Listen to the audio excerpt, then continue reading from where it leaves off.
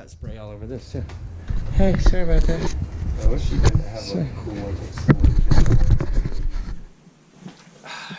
Good morning, Fearless Mods fans. It's another cold day here in Ohio. It's about 15 degrees outside, feels like 8, and we are nice and cozy in here because, like a bonehead, last night I forgot to turn off my propane and electric heaters because I was going to do a little something to the car and decided not to, and so it feels pretty good in here right now.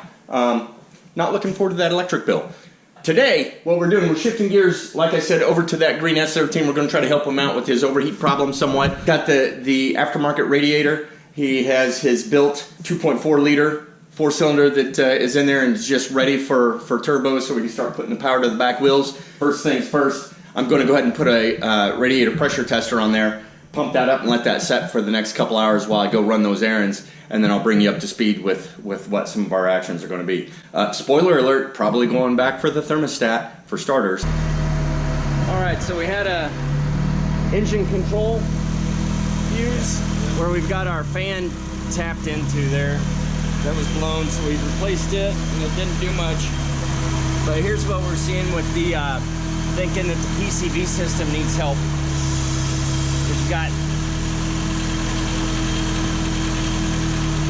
you can hear that air blowing out of there. It's building up pressure. I assume it's pressure. And you can hear it hissing out of there. So we got a couple things going on. So you can feel it. It's actually, go and suck it on your thumb. It's actually vacuum. This is totally sealed, right? Yeah. Should there be an air filter here to allow to breathe? So it looks like it's got fluid there. It wasn't hot. Took the cap off. It looks like it's got fluid in there. Plenty of antifreeze. So it doesn't appear to have leaked any recently. But what it's doing is when we start it up, not only has it got this overheat problem, but when we start it up, a lot of times it has a little bit of a miss until it clears up. So thinking maybe there's some water getting into the cylinders or into one of the cylinders through the head gasket or something. But it doesn't have the big puffy, billowy white clouds of smoke that you would expect from that. So that doesn't seem to be really the issue. Another telltale sign of maybe it's not getting into the cylinder, but it's just getting into the oil would be looking at this, you know, under the cap there. If you have any white or a chocolatey looking buildup and sludge inside the cap or inside the valve cover there, that could be indicative of you got some antifreeze mixing with oil. That's not happening. The catch can isn't overflowing, it's still empty.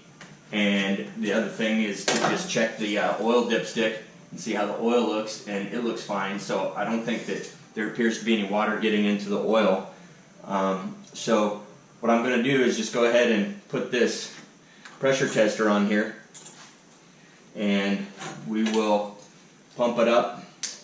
It's a 13 psi cap, so I'm going to pump it up just to 15 and let it hold.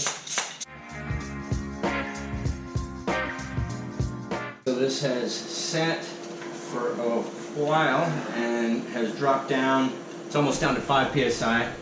So I'm going to pump it back up to 15. Yeah, you can definitely see it. Yeah, so that air's all blowing out right there. So it definitely leaked off, but we don't know if it's all because of that, but it's had enough pressure on it long enough that, I mean, that's starting to bleed down a lot quicker than it did before. It actually held 15 for a while before. Now you can just watch it bleed down. So we will check in the cylinders here to see what we got here.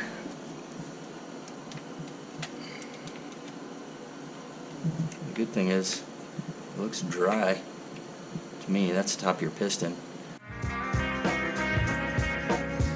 So the good news is they're all dry.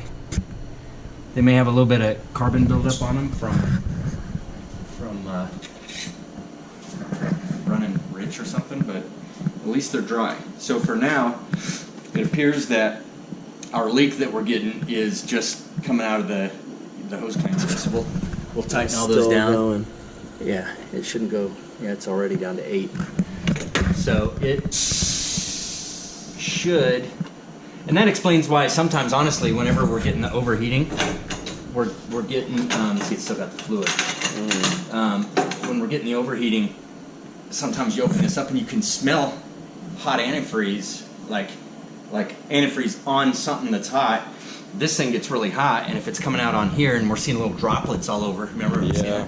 So it might be just kind of spraying out of there a little bit and blowing around because of the airflow or something. But so that's a decent sign. I think what we'll do is we'll tighten down the clamps. We want to try to maybe investigate a better way to hook up to the PVC system, Yeah.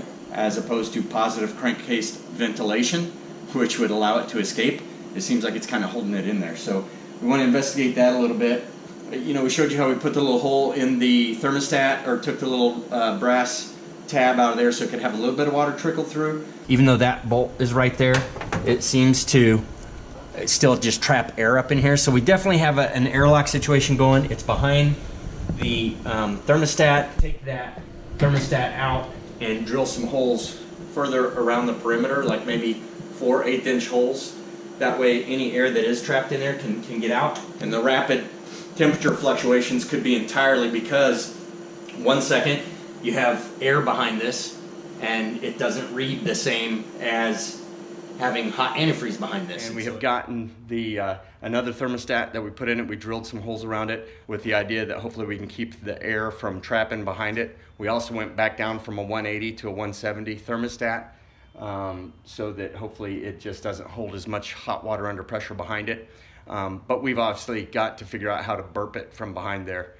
It seems to be doing fine right now, but you never know, it'll probably come back. All right, Fearless Mods fans, just doing some standard maintenance on the STI today. So changing the oil, it's been a while, I've put a lot of miles on it. This weekend I should hit 20,000 miles on the car, and it's been doing pretty well. I will say that the clunking in the front end is still concerning to me, and in a way I'm almost just hoping something freaking breaks so I know what it is. But what I'm going to do today, needing to take care of the problem of the corrosion from all the battery acid that got spewed all over everything during the wreck.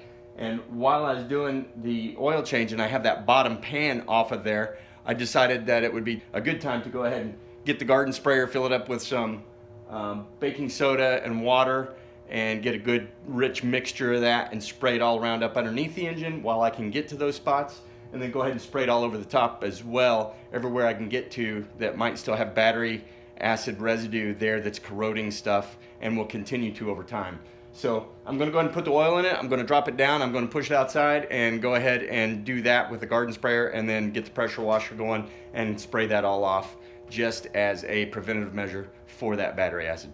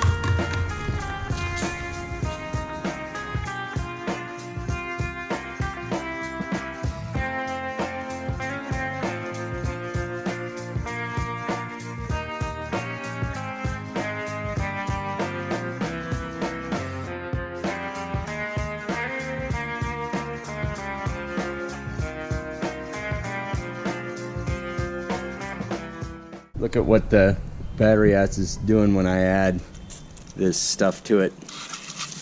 Anywhere where there's battery acid, you can see it kind of foaming up and turning colors. See it bubbling under there? That is because it is neutralizing the battery acid, and that's the whole point of why I'm doing this all over the car. And that's a good spot I ought to be getting. So I'll keep hitting that, and I'll keep going until I'm done with all of my stuff. But the point is to neutralize that battery acid as it still remains everywhere on the car so that it can stop corroding.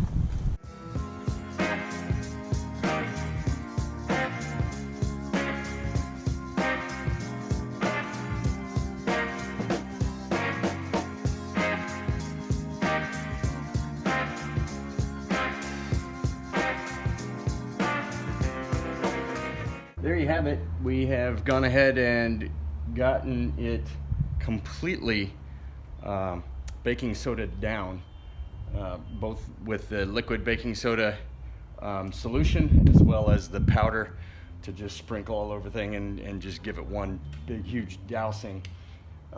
It doesn't make the rust go away, obviously, so that's a different issue, but what the point is to try to prevent it from continuing to develop rust and corrode all the areas that it likes to corrode, because that acid just will not go away.